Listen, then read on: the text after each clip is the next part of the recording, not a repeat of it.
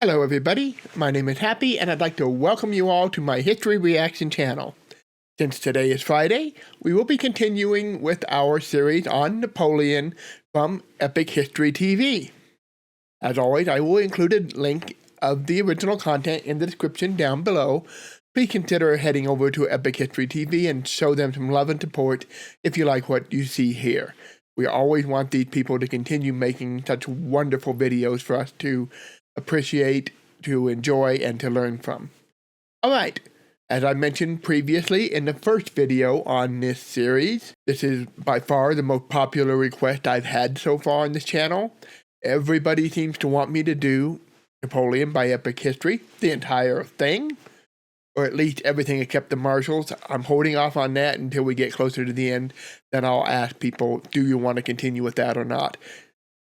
But we'll get all the way through the rise to power, we'll get all the way through the actual Napoleonic Wars, at the very least.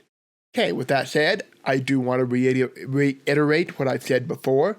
I am by no means a Napoleonic expert, not even remotely close.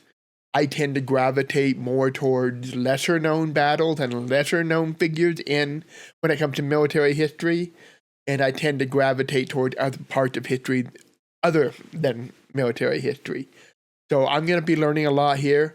I'm very nervous about doing this series for you guys, specifically because this is a weak area of mine, so I don't know how much I can add or contribute, other than random trivia or things that have to do with other things going on outside of specifically what we're talking here.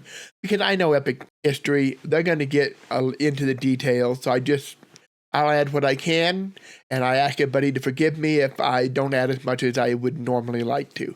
I'll do my best, alright? So with all that said, let's just get into this, and let's see what we can learn. An Epic History TV PMF Productions collaboration. Alright. In 1796, at the height of the French Revolutionary Wars, a young French general took charge of a ragged, demoralized army in northern Italy. It was his first command. Many expected him to fail. It's his first relatively independent major command. He's already been an officer in the military. He's been an artillery officer, he's been a brigadier general. But yeah, this is the first time that he's in charge of, in a major position, in a major theater of a war. The year is 1796, he said, or excuse me, reverse that, 1796. So we're talking, this is taking place around John Adams would be elected president here. So that's where we are in terms of U.S. history. I believe that means also that Tennessee is going to become a state right around this time. I just know that because I know it became a state right around the time Adams was elected. The Jay Treaty goes into effect right around this time. I believe it was passed a couple of years earlier, but it doesn't go into effect until this time. And if you're not familiar with the Jay Treaty, that is a treaty between the United States and Britain that gets some of the last remaining British forces out of territory now controlled by the United States, specifically some British forts up in the Great Lakes region around Detroit and that area, and a few other places. And it does some other things. It establishes some trade agreements and repayment agreements for the Revolutionary War. So that is going to lead to a divide in the United States between Adams and Hamilton on one side, and Thomas Jefferson, James Madison on the other. Primarily, those are your big figureheads. And we're going to see the emergence of the two-party system in the United States. One of the reasons that emerges right at this time is specifically because of the Jay Treaty. Because what we have is one side kind of siding with the British and economics and trade industry, whereas the other side is a lot more about republicanism, supporting France, and states' rights over having a strong federal government. This period is where you really see that divide start to seriously widen. You're going to see, exactly in this period, you're going to see the quasi-war with France, where France is going to start abducting sailors from American ships and impressing them into service. That's going to lead Adams to retaliate with things like the Aliens and Sedition Acts, which I consider some of the worst laws passed in this country's history. A huge black mark, at least in my opinion, on the Adams administration. So this is a pretty pivotal time in areas outside of revolutionary France and what's going on here in Italy with Napoleon. Anything else happening around this time? Oh, the White Lotus Rebellion going on in China.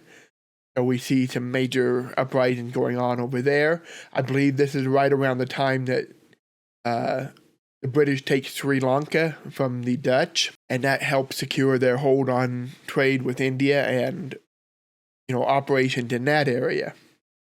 The British are some degree involved in the Napoleonic Wars, or not the Napoleonic Wars, but the battles taking place at this time, although they're mainly there as naval support. So that kind of gives you a feel for what period of time we're talking about here and what's going on in the world outside of this.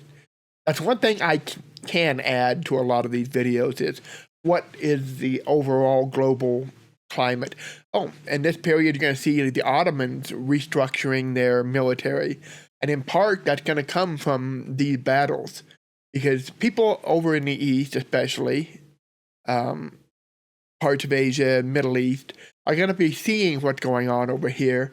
And they're going to realize that, hey, we're getting left behind, we're getting outdated. You're going to see a lot of stuff going on over there as well, reacting to some of this. So, interesting times. Instead, in just 1 month, he won his first brilliant campaign. With astonishing self-confidence, boldness and energy, he led his army to victory after victory, transforming the war in Europe, winning praise from a grateful republic, and forging a legend. This is the story of Napoleon Bonaparte's first campaign, and the dawn of a new age. 1792. Europe is plunged into conflict by revolution in France. At first, it seems this infant republic will be quickly snuffed out by her neighbors. Incredibly, France clings on, thanks to mass mobilization, patriotic fervor, and her traditional military power. In 1795, France occupies the Low Countries, while Prussia and Spain withdraw. Yeah, they occupy the Low Countries. Let's not take that necessarily to mean that they had full control of them, however. There was a lot of things going on over in that region that made their claims to power a little tenuous. From the war. But the French Republic still faces a powerful coalition of enemies, which includes the Austrian Empire, right, and kingdoms of Piedmont, Sardinia, Naples, and Great Britain, as well as a counter-revolutionary revolt in the Vendée region of western France. In Paris, the most extreme revolutionaries had been toppled, sent to the guillotine. Yay! As they had sent. About time. Things got a little bit out of control there, as I'm sure everybody knows. If you're not familiar with this, on Saturdays I've been doing Oversimplified. That will continue tomorrow. But the previous 2 weeks, we did the French Revolution. So if you want to know more about this and you didn't see those, that'd be something to check out. So many before them. France is now governed by the Directory, a more moderate 5-man committee, which quickly wins a reputation for corruption and inefficiency. Absolutely. The Directory was pretty infamously believed to be corrupt. It doesn't matter whether it is or not, it was, but it doesn't really matter. The perception's out there, and that's going to have an impact on how people react to it, regardless of whether it's true or not. Inefficient is a good word for it. They plan a major military offensive to knock their most dangerous adversary, Austria, out of the war. The two main efforts will be made along the Rhine by powerful armies under General Jourdan and General Moreau. Right. A third effort, of which much less is expected, will be made in northern Italy. The French Army of Italy is a poor cousin, starved of money and supplies, stripped of troops to reinforce French forces on the Rhine. But its fortunes are about to change. Oh, yeah. On the 2nd of March, 1796, the Directory appoint a new commander to lead the army. One of France's youngest generals, Napoleon Bonaparte. A general's most important talent is to know the mind of the soldier and gain his confidence. He is not a machine that must be made to move. He is a reasonable being who needs leadership. Napoleon Bonaparte. I wish more generals, I wish more executives and managers understood this. Yeah. Napoleon arrives at the Army of Italy's headquarters in Nice on the 25th of March. He is just 26 years old. 2 years have passed since he masterminded French victory at the Siege of Toulon. Since then, his fortunes have been mixed. A short spell as artillery commander in Italy, 10 days in jail when his political patrons fell from power. He then refused to serve in the Vendée, fighting French counter-revolutionaries, leading to several months' unemployment in Paris. Right. Then, an extraordinary break. 13 Vendémiaire, Paris. Vendémiaire. That is a consequence of the French Revolution. They come up with their entirely new calendar, entirely new system, which led to massive confusion. They tried to revolutionize everything. When France went into their revolution, they just didn't know where to stop. A royalist mob threatens to storm the national government. Napoleon is the closest general to hand and put in charge of its defense. He disperses the crowds with brutal efficiency. Yep. I believe he used grape shot in this particular instance. And is acclaimed savior of the revolution. A grateful Directory promotes Napoleon to General of Division and awards him command of the Army of Italy. On the 9th of March, he marries his great love, Joséphine de Beauharnais, and leaves for the front 2 days later. Yeah, so Josephine's a widow. She's older than Napoleon. I believe her husband was executed during the terror. Her first husband, I guess I should say. And yeah, Napoleon absolutely worshipped Josephine. There's no question about that. There are French generals in Italy with a better claim to command than Napoleon. Serrurier, a professional soldier who first saw action in the 7 Years' War, a decade before Napoleon was born. Augereau, a tough, experienced soldier, bold tactician, and committed Republican. And Massena, risen from the ranks, fearless, tireless, hero of the Battle of Lodi against the Austrians the year before. All three would later become marshals of Napoleon's empire. For now, Napoleon seems to these veterans young and underqualified, a political appointment, embarrassingly infatuated with his new wife. But there is something about the Corsican. As Massena observed, his small size and puny face did not put him in their favor. But as soon as he donned his general's hat, he seemed to grow by 2 feet. Okay, that's interesting. Napoleon impresses above all with his That's a good indication of charisma. tireless energy. And he has much to do. His army is organized into Massena's advance guard of 2 divisions, one led by a hard-fighting Swiss general La Harpe, and the other by Meunier, whom Napoleon soon decides is incompetent. The main body comprises the divisions of Augereau, Serrurier, and 2 smaller divisions under Macquart and Garnier. The cavalry is led by General Stengel, but the Army of Italy has been shockingly neglected by the Directory. Yeah, the Directory, as he said earlier, is very inefficient. They're deeply in debt. They don't have a lot of money, and they're much more focused on the northern theater of the war against the Austrians up and around Prussia. They're not as concerned about this front. So these guys are going to get the least amount of support. It's the realities of war. You can't, if you're in a case like this where you're already in debt, you don't have the money, you don't have the supplies, you've got attack coming in from all areas, somebody somewhere is going to be shorted. And in this case, it's Italy.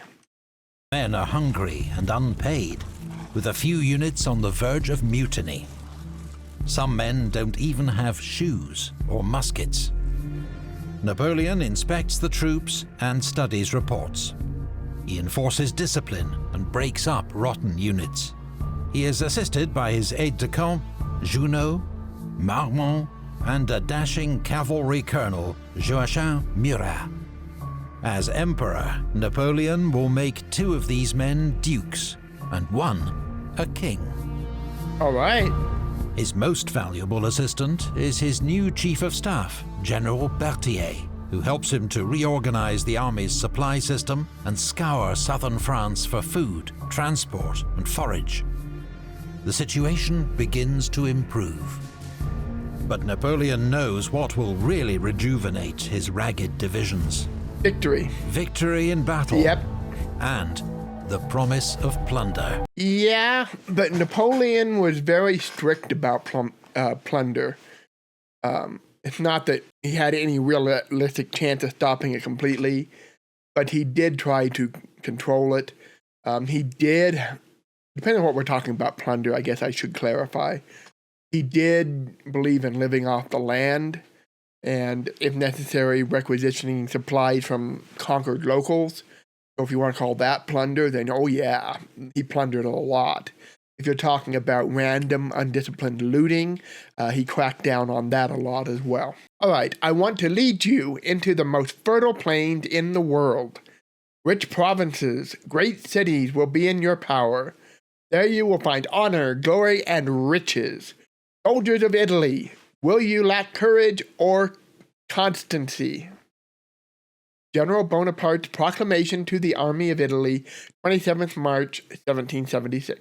Napoleon has spent 2 years studying the situation in northern Italy and the history of past wars here. He has developed clear plans on how the campaign must be fought.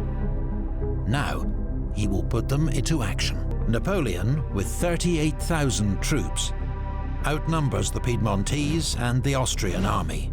Independently. But if they combine, he will be outnumbered, so he must prevent this at all costs. Right. His plan bears all the hallmarks of what will become known as the Napoleonic art of war. Yep. A bold, rapid advance, not against the expected target, Genoa, but Dego. Here he will occupy the central position and prise his enemies apart. He knows that when threatened, the Piedmontese will retreat on their capital Turin, the Austrians on Milan. With his enemies divided, unable to support each other, he can defeat each in detail. Right. So this is, what he's going to use is what's called interior lines. The idea, especially when you're dealing with terrain like he's going to be fighting in, is to get in a central position where you can move around rapidly. Ideally, you'd have choke point areas that you can control. You can move rapidly, whereas the terrain surrounding you is rugged enough that your enemies really can't get around to support each other without having to take a longer, more slower or more circuitous, why can I not say that word? They have to go the long way around, let's just put it that way. My tongue sometimes gets really tied, and I don't know why. Anyway, you get what I'm saying.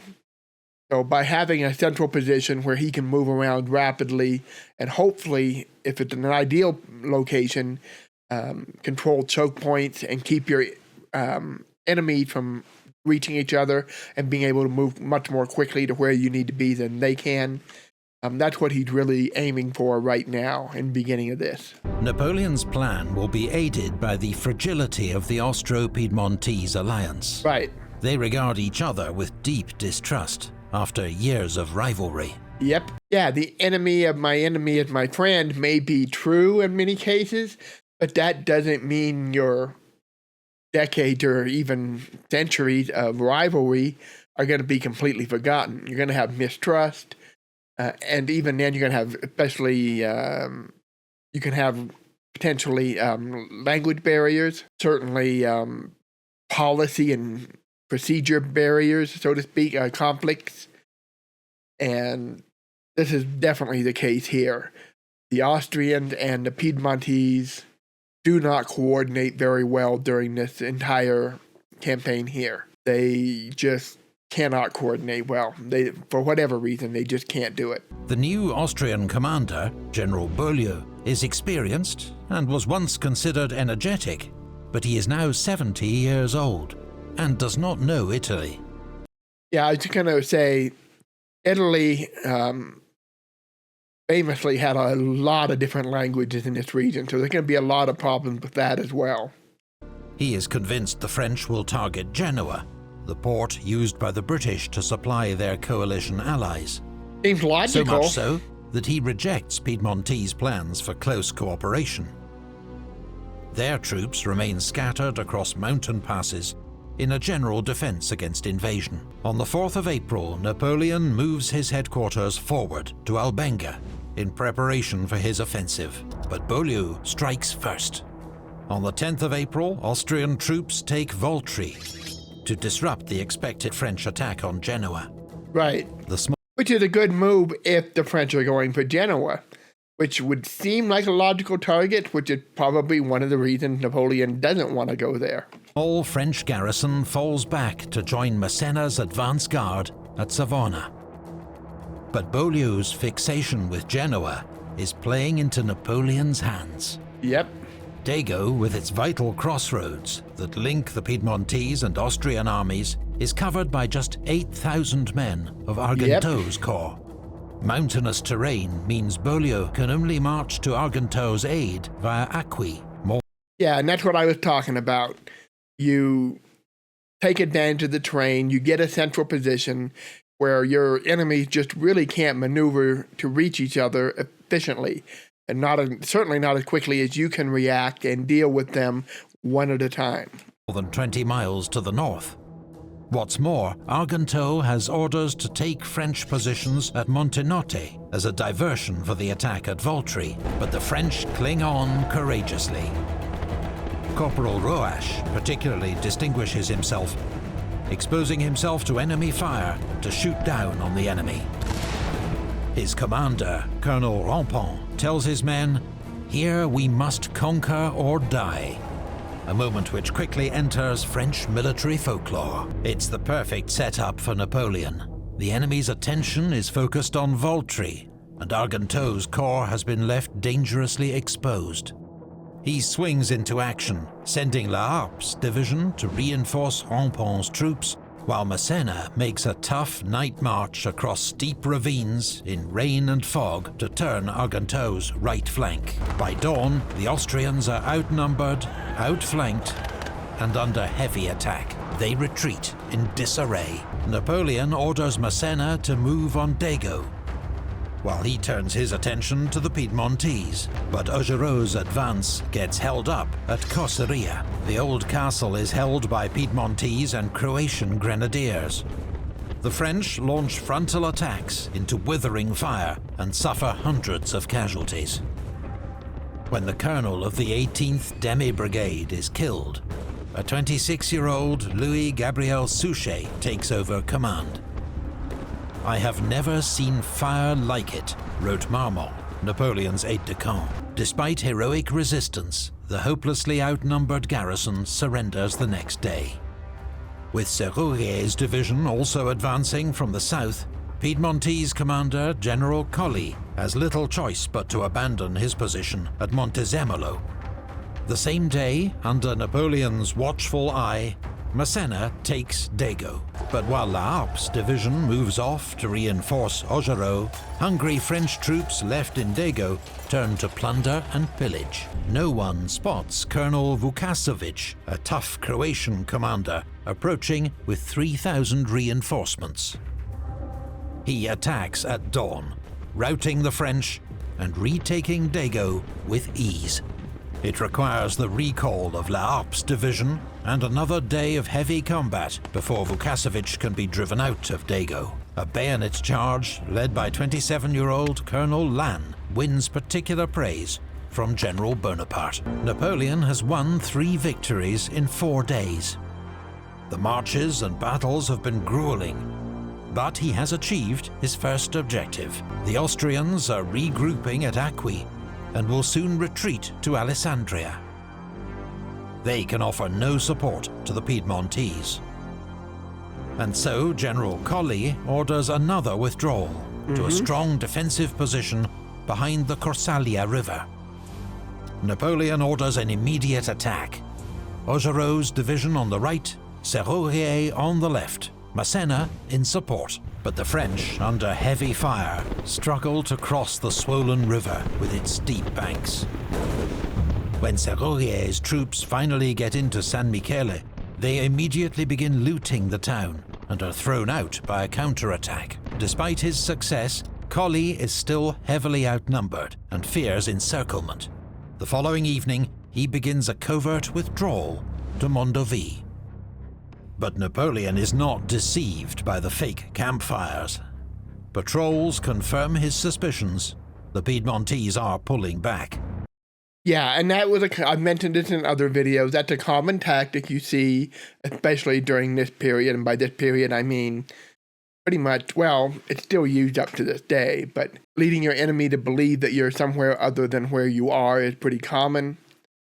In this case, leaving campfires, leaving a few men behind to march around, to create the illusion that you're still in the area, at a casual glance anyway, while your main forces are moving somewhere else, whether it's to slip around your enemy or to retreat or whatever. The kind of thing is pretty common. We see it time and time again. The classic example in relatively recent history would be at the build-up towards D-Day, where at Calais you have inflatable armies and other things set up to lead the Germans to think that the Allies are going to attack across Calais when they're actually heading down to Normandy. Though his troops are exhausted, wet and hungry, he launches them after the fleeing enemy. Colli's troops are caught before they can establish a new defensive line. The brave and popular General Dicat is killed. Retreat turns to rout. The French enter Mondovì in triumph, where at last, briefly, they can eat and rest. The 2 armies which lately attacked you in full confidence now fly before you in terror. General Bonaparte's proclamation to the Army of Italy, 26th April, 1776. That's got to be great for morale. General Colli, his defeated troops scattered and demoralized, requests an armistice. Napoleon declines as his troops descend from the mountains into the fertile plain of Piedmont. Destitute and starved, French soldiers now plunder the Italian countryside freely. Brigadier General Joubert is among those frustrated by the men's conduct. Everything would go very well if the soldiers did not abandon themselves to pillage. Not a day passes without some looters being shot. Despite this severity, the mania doesn't stop. The rural folk are arming themselves. Random aside, I just thought of something else that happened right during this period. That would be the first, what am I looking for? Vaccine, excuse me. The first vaccine against smallpox was invented, I believe this year. If not, it's really close to this time.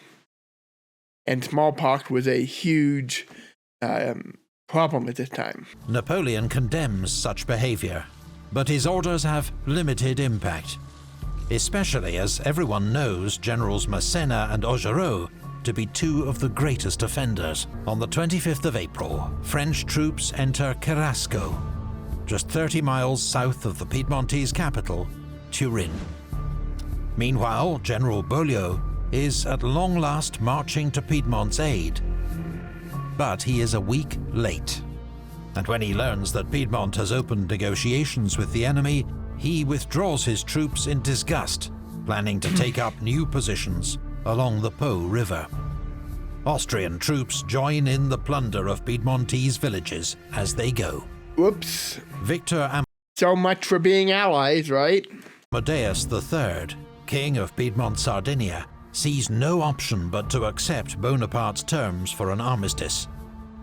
Piedmont must give up the strategic fortresses at Cuneo and either Alessandria or Tortona, leaving the country virtually defenseless. The final peace treaty, signed 3 weeks later in Paris, cedes Nice and Savoie to France and grants free passage to French armies. Napoleon has ended the 4-year war with Piedmont in less than 3 weeks. Impressive. Soldiers, you have won 6 victories in a fortnight and conquered the richest part of Piedmont. But, soldiers, you have yet done nothing, for there still remains much to do. General Bonaparte's proclamation to the army of Italy, 26th April, 1796.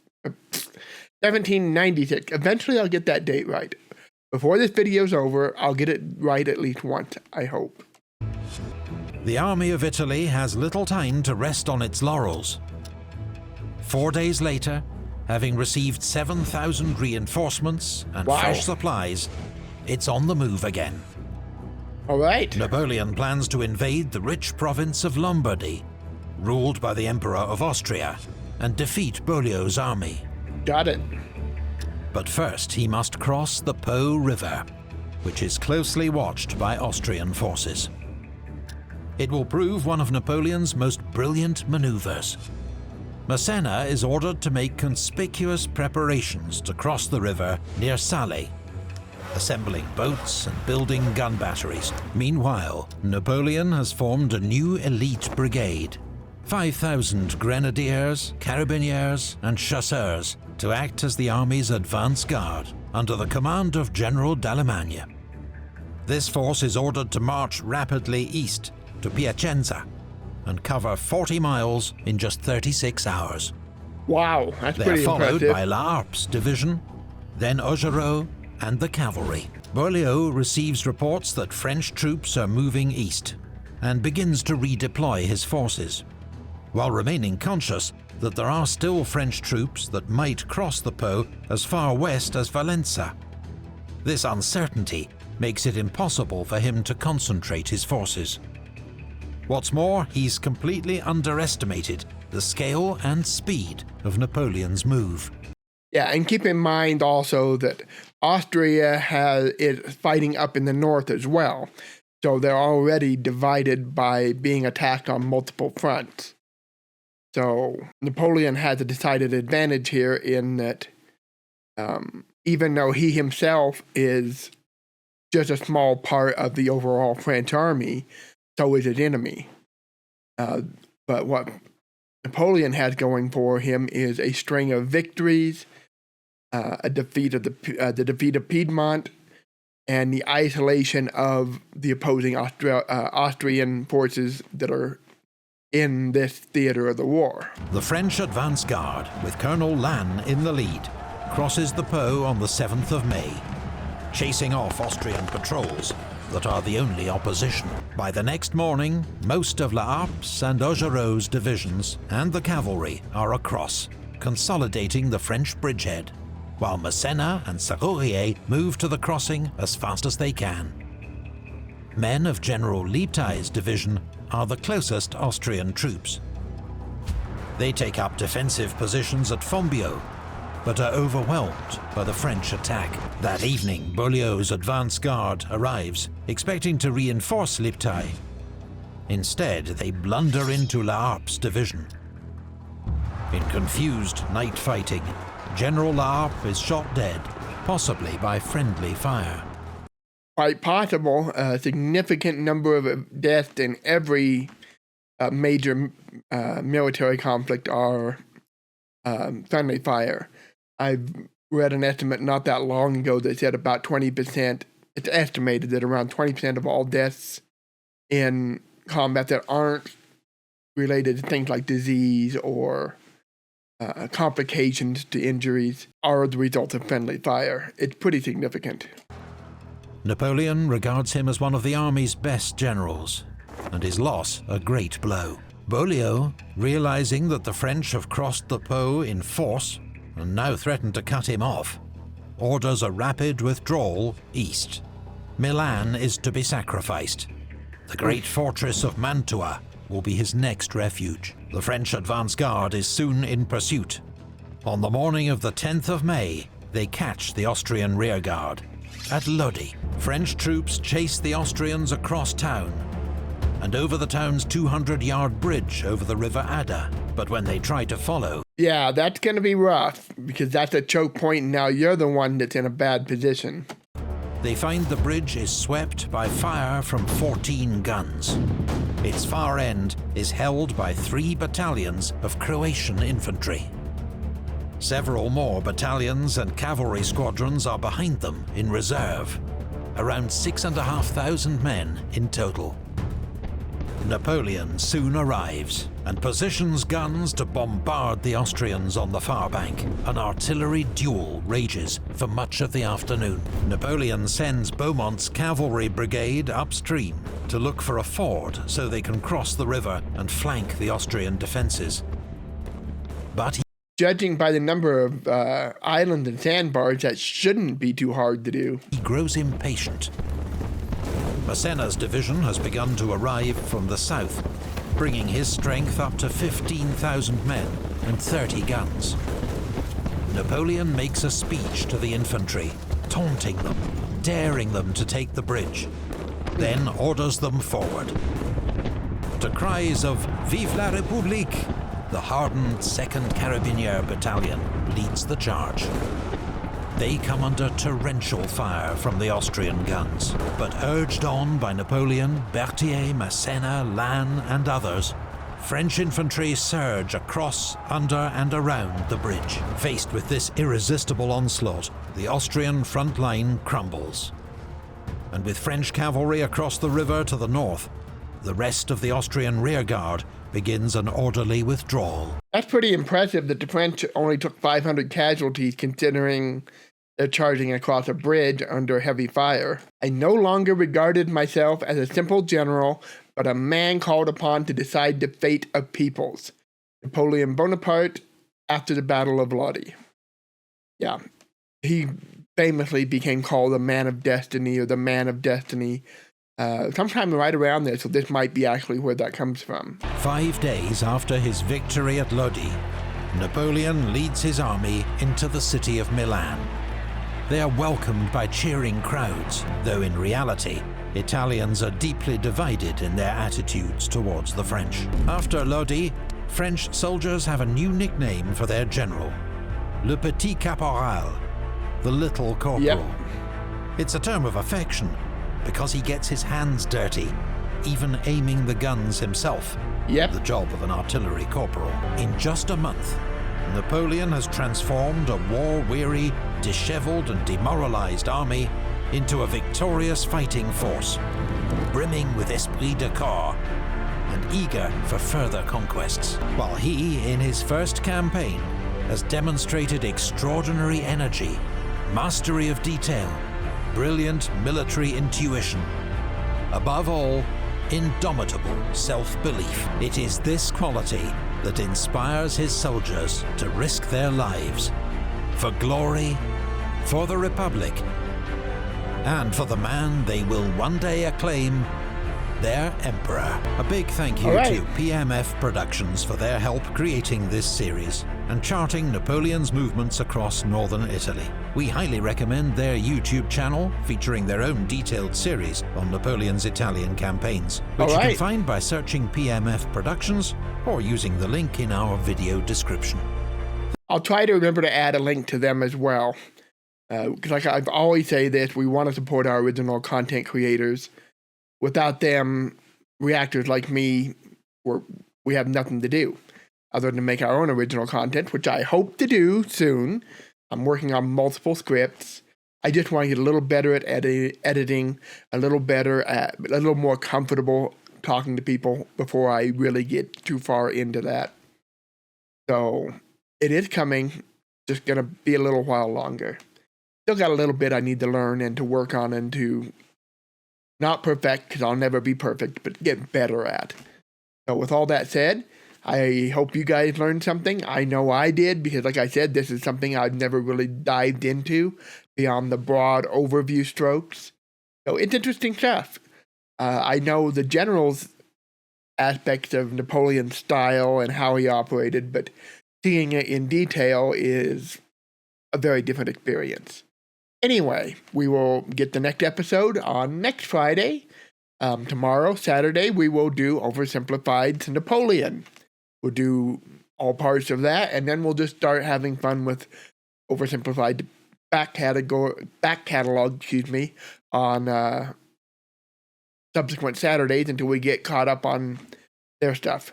Because that's probably my second most common request, is do more Oversimplified. So for the foreseeable future, 2 days a week are going to be devoted to Napoleon and Oversimplified.